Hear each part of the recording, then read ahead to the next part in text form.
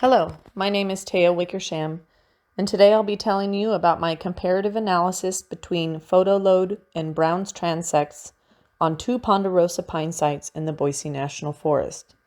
This is my final project for Forestry 451 Fuels, Spring 2021. The site is located on the Boise National Forest.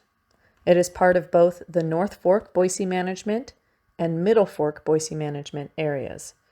Site 1 is primarily dominated by Pinus ponderosa with native grasses and big mountain sage as understory. The slope average is 22.5%. It is northeast facing aspect. Site 2 is primarily dominated by Pinus ponderosa as well with native grasses and big mountain sage. The slope is 32%, and it is southwest facing aspect. Here we see Site 1 versus Site 2.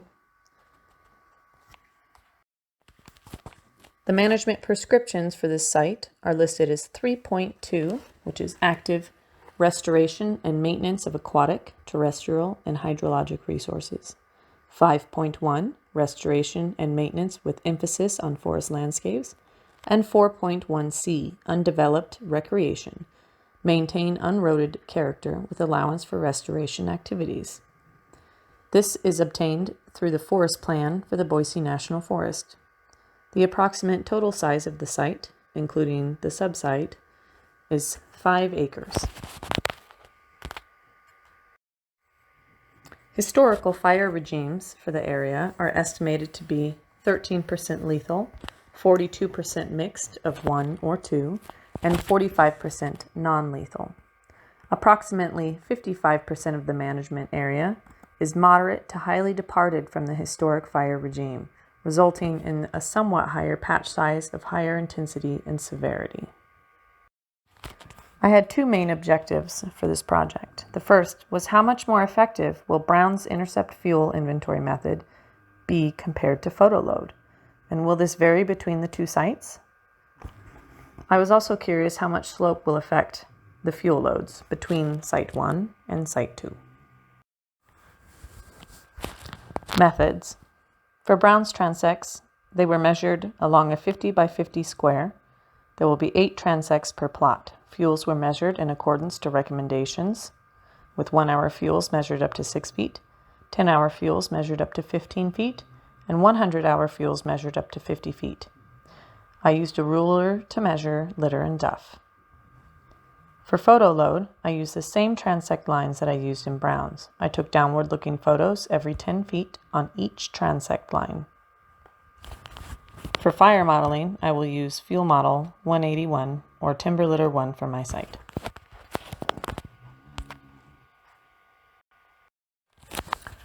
For photoload methods, I use the same transect lines on Brown's and taking downward-looking photos every 10 feet, as seen on the left. I then referenced the photoload sampling technique manual developed by Keenan Dickinson to identify the estimated fuel load for 1-hour, 10-hour, and 100-hour fuels. For modeling, I ended up using the Fuel Characteristics Classification System modeling method. It's based on fuel characteristics and input environmental variables. It calculates surface fire behavior outputs, including reaction intensity, rate of speed, and flame length. I used FB0212 of the FCCS, a ponderosa pine forest post-thin. Fire-excluded ponderosa pine forest had been selectively thinned to recreate an open stand of pine. This fuel bed was developed based on data from Lake Roosevelt National Recreation Area. For interior ponderosa pine, this was the closest I could find in the FCCS modeling. Here's a general results of photoload versus Brown's transects for 1-hour, 10-hour, and 100-hour fuels. Note that there were no 1,000-hour fuels on either of my sites. We see that a lot more 1-hour fuels were captured on the photoload compared to Brown's transect. Here we see the results. Here's a comparison of the tons per acre between Brown's transect and photo loading collections. First, we notice that for the photo load on the 1 hour fuels, there is a much larger amount of tons per acre. This is due to the fact that the photo loading includes the measuring of pine needles in its 1 hour fuels, and the Brown's transect does not. So that's where that major difference is coming from. Relatively speaking, though, the 10 hour and 100 hour fuels are fairly close to each other with smaller error bars.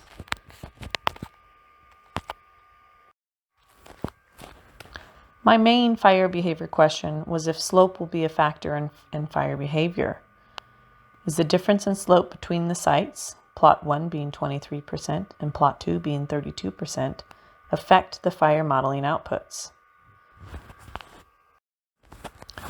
We see here a comparison of plot 1 and plot 2 with the difference in slopes, and basically zero change at all between surface, crown, and available fuel bed.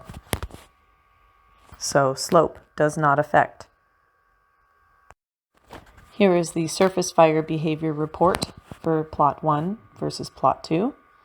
We see very little change, a shift in rate of speed from 8.6 to 9, so slightly higher on the higher slope site, which is expected. Flame length has increased by 0.1 feet. Other than that, everything is pretty uniform.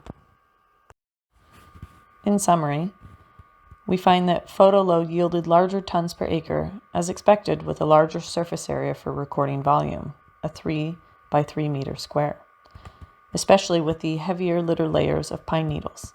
I felt like for my particular sites, it may have been more accurate to use photo load versus Brown's, as Brown's did not include the needle litter in its calculations, and that seemed to be the primary fuel type at my site.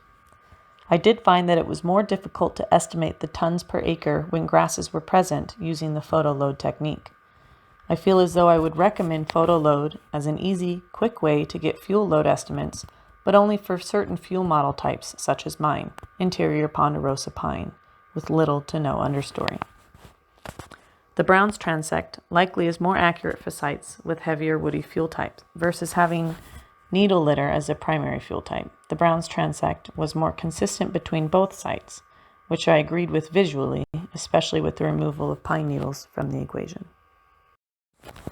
For using the FCCS and comparing slope differences between the sites, I expected a larger difference on flame length and rate of speed, with the slopes of 23% and 32%, but there was relatively zero difference in the modeling.